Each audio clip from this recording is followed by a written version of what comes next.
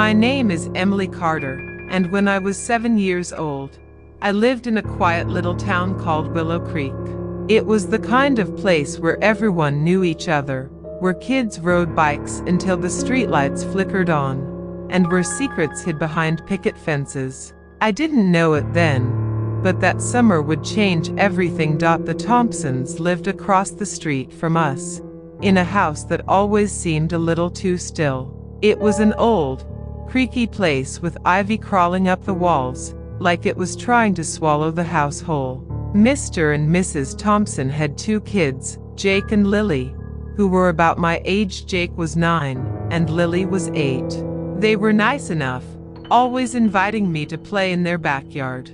Their swing set was better than ours, and they had a treehouse that smelled like pine and secrets. I liked going over there, even if something about their house always made my stomach twist. That summer, Mr. Thompson got sick. Nobody talked about it much, not even my parents, but I overheard Mom whispering to Dad one night about how he hadn't left the house in weeks. "It's serious," she'd said, her voice low, like she didn't want me to hear. "They're keeping it quiet." I didn't think much of it at the time. Grown ups were always hiding things, and I was too busy chasing fireflies with Jake and Lily to care. One afternoon, I was playing tag with them in their backyard when Mrs. Thompson called us inside. She was tall and thin, with eyes that seemed to look right through you. Her smile was warm, but it never quite reached those eyes. "Sweetheart," she said, holding out a glass of lemonade. "Come in and cool off. You kids must be exhausted." I took the glass, the cold sweating against my palm, and followed Jake and Lily into the kitchen. The house was dim, the curtains always half drawn, and it smelled faintly of something sharp, like herbs or medicine. Mrs. Thompson fussed over us, piling cookies onto a plate, her hands moving quickly, nervously. "You're such a sweet girl, Emily," she said, brushing a strand of my hair behind my ear. Her fingers lingered a moment too long, and I felt a chill, though I didn't know why. That's when I noticed something odd. Jake and Lily were quiet, too quiet. They weren't giggling or fighting over the cookies like usual. They just sat there, staring at me, their faces blank. "What's wrong?" I asked, my voice small in the heavy air. "Nothing," Jake said quickly, but his eyes darted to his mom. Mrs. Thompson smiled again, that same empty smile, and handed me another cookie. "Eat up, dear. You need your strength." Later, as I was leaving, Mrs. Thompson stopped me at the door. "Oh, Emily," she said, her voice soft, almost sing-song. "You have such pretty hair." Before I could say anything, she reached out and plucked a single strand from my head. It stung, and I winced, but she just laughed lightly. "Just a little keepsake," she said, tucking the strand into her pocket. "Don't tell anyone, okay? It's our little secret." I nodded, confused, and ran back across the street to my house. That night, I couldn't sleep.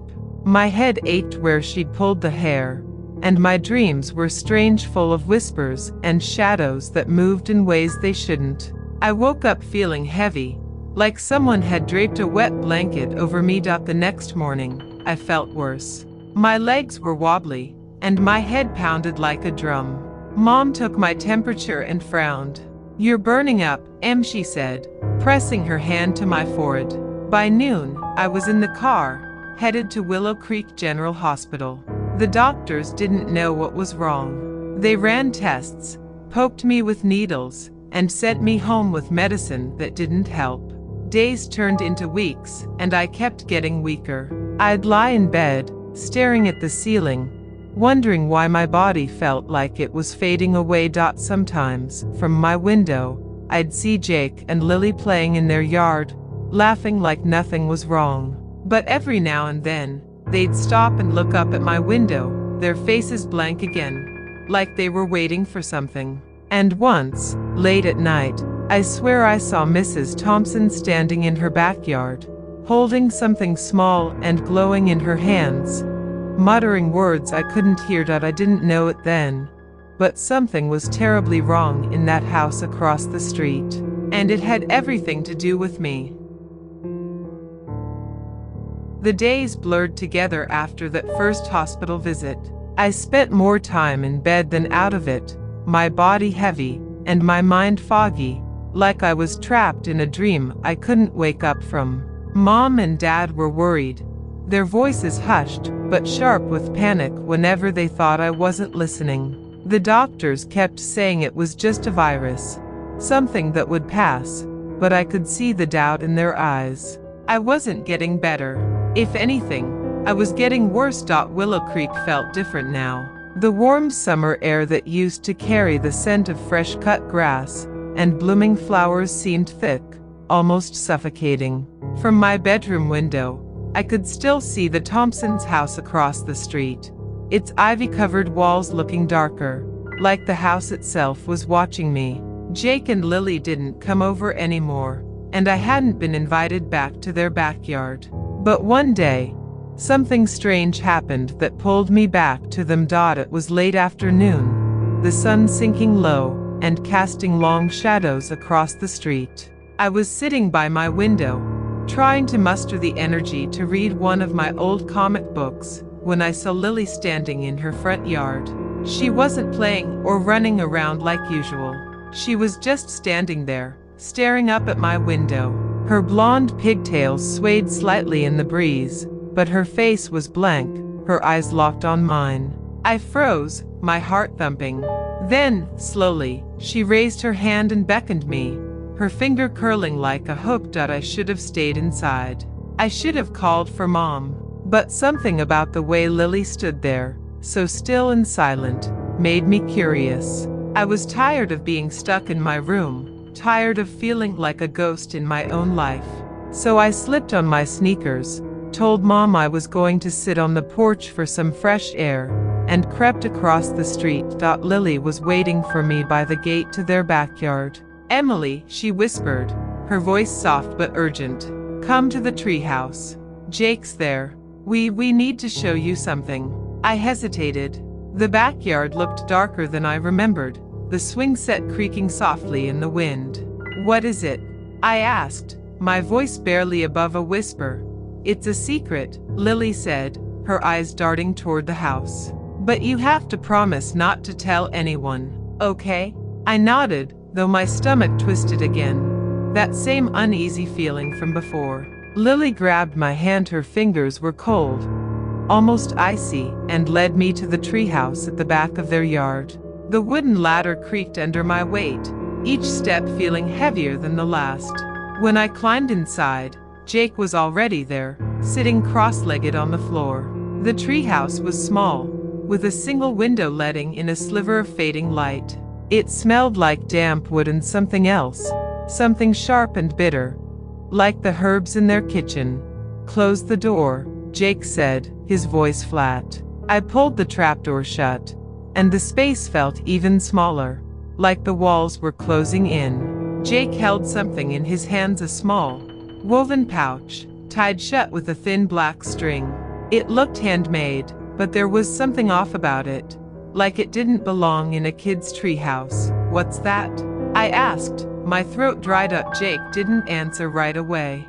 He exchanged a glance with Lily, and for a moment, I thought I saw fear in their eyes. "It's for Dad," Lily finally said. "He's still sick. Really sick." "I'm sorry," I said, not sure what else to say. "Is he going to be okay?" Jake's jaw tightened, and he looked down at the pouch. "He will be," he said, almost like he was trying to convince himself. "But we need your help, Emily. You're special." "Special?" I frowned, my head starting to ache again. "What do you mean?" Lily leaned closer, her voice dropping to a whisper. "Mom says your hair is special. It's powerful. That's why she took it." My hand went to my head, to the spot where Mrs. Thompson had plucked that strand. The memory made my skin crawl. "What does that mean? What's she doing with it?" They didn't answer. Instead, Jake opened the pouch and pulled out something small and dark, a lock of hair, tied with a red thread. It looked like mine, the same light brown with a slight curl at the end. My heart pounded. "Is that mine?" I asked, my voice shaking. Jake's eyes flicked to mine, and for the first time, I saw something cold in them. Something that didn't belong to the boy I'd played tag with all summer. "Don't worry," he said, but his words felt hollow. "It's just to help Dad. You want to help, don't you?" Before I could answer, there was a sharp knock on the treehouse door. "Kids," Mrs. Thompson's voice called from below, sweet, but edged with something sharp. "Time to come down. Emily needs her rest." Lily grabbed my arm, her grip tight. "Don't tell anyone about this," she hissed. "Not your mom, not your dad. Nobody. Promise." I nodded, too scared to argue. As we climbed down, Mrs. Thompson was waiting at the bottom of the ladder, her smile as empty as ever. She looked at me, then at the treehouse, and for a split second, I thought I saw something flicker in her eyes, something dark, like satisfaction. That night, my fever spiked again. I woke up drenched in sweat, my body trembling so hard my teeth chattered. Mom rushed me to the hospital, where they hooked me up to machines that beeped and hummed. As I lay there, staring at the sterile white ceiling, I couldn't stop thinking about that lock of hair in Jake's hands, the way Lily's voice had trembled, and the strange, bitter smell in the treehouse. Something was wrong, more wrong than I could understand. And deep down, I knew it wasn't just a virus making me sick. The weeks dragged on, each one stealing a little more of me. My body was a shadow of itself, weak and trembling, my skin pale as the hospital sheets I spent too much time in. I was 7, but I knew something was wrong in a way doctors couldn't fix. The Thompsons' house across the street haunted my thoughts, its ivy-choked walls hiding secrets I couldn't ignore. That lock of my hair, tied with red thread in their treehouse, was the key. I saw it in my nightmares, burning in a circle of candles, while Mrs. Thompson's voice chanted my name like a death knell. I overheard Mom one night, her voice cracking as she spoke to Dad. "She's slipping away, Tom. It's like something's eating her." The word curse wasn't said, but it hung in the air, heavy as the summer heat. I couldn't wait any longer. I had to end this. Under the cover of darkness, I slipped out of bed, my legs shaky, but my heart pounding with purpose. Willow Creek was eerily still, the streetlights flickering like they were warning me to turn back. I didn't. I crossed the street to the Thompsons' house, my breath hitching as I neared the backyard. A faint glow pulsed from the basement window, and I crouched low, peering inside. My stomach twisted at what I saw. Mrs. Thompson, Jake, and Lily stood in a circle of black candles, a straw doll with my hair pinned to its chest lying on a table. Mrs. Thompson's hands moved over it, her lips forming words I couldn't hear, but felt in my bones. Mr. Thompson was there too, on a cot, his face less gaunt than it should have been, his eyes gleaming with stolen life. They were draining me to save him. Mrs. Thompson's head snapped up, her eyes piercing the dark like she knew I was there. "She's watching," she hissed, and Jake's face paled. I ran, my heart hammering, not stopping until I was back in my room, the door locked. But I couldn't unsee that doll, couldn't unfeel the truth. They were killing me to keep him alive. The next morning, I snuck out to find Madame Rosa, the vidette who lived behind the diner, in a shop that smelled of sage and secrets. Everyone in Willow Creek whispered about her, called her a witch or a con artist, but I didn't care. I needed her. Her shop was cluttered with candles and strange charms, and her eyes, sharp as a hawk's, locked onto me the moment I stepped inside. "You're marked, child," she said, her voice low. "They've bound your life to his." I told her everything, the hair, the doll, the chanting. She nodded, her fingers tracing a rosary made of dark beads. "A blood curse," she said. "Your strength feeds him, but I can break it. No blood, just prayer, but it's gonna be a fight, girl. You ready?" I nodded, though my hands shook. That night, Madame Rosa led me to the woods behind Willow Creek, where the trees loomed like silent judges. She carried a bag of salt and a leather-bound book, its pages yellowed and worn. "Stay strong," she said, pouring a circle of salt around me. "This prayer's older than this town. It'll burn the curse out, but it'll draw things. Don't move, no matter what you see." She began to pray, her voice steady but fierce, words in a language that felt alive, like they were pulling at the air itself. "By the light of the Almighty, I break this bond," she chanted, her rosary swinging as she raised her hands. The air grew thick, the temperature dropping until my breath fogged. The trees rustled, though there was no wind, and shadows moved, wrong shadows, with too many arms and eyes that glowed like embers. They circled the salt line, hissing, their voices like static in my head. "She's ours. Give her back." I wanted to scream, to run, but Rosa's glare pinned me in place. "Don't break the circle," she snapped, her voice rising over the growing shrieks. The shadows lunged, clawing at the salt, their forms twisting into faces Mrs. Thompson's, Jake's, Lily's, all distorted and wrong. The ground shook, and my head throbbed, a searing pain like fire in my veins. Rosa's prayer grew louder, a battle cry now, and the air crackled with energy. The shadows screamed, a sound that tore through me, and then silence. The pain stopped. I collapsed, gasping, but I felt lighter, whole. When I woke up, I was in my bed, Mom crying beside me. "You're okay, Em," she whispered, her hand on my forehead. The fever was gone. The doctors called it a spontaneous recovery, but I knew the truth. Rosa's prayer had broken the curse. Days later, I heard the sirens. Mr. Thompson was dead, gone in his sleep, they said, but the town buzzed with whispers of something unnatural. The Thompsons' house went quiet, Jake and Lily avoiding my eyes at school, Mrs. Thompson packing up to leave.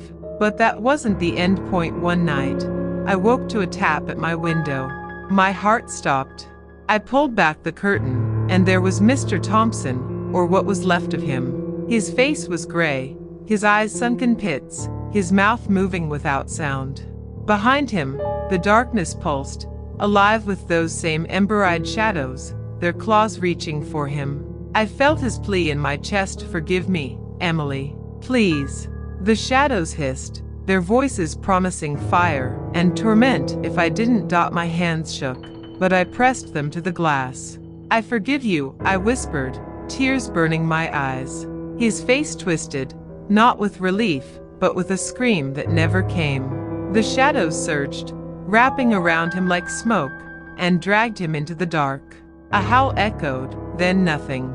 The night was still again. The Thompsons left Willow Creek the next week, their house abandoned, the ivy swallowing it whole. I was stronger, alive, but some nights, when the wind howls, I hear whispers in the dark. I don't know if it's them or something worse.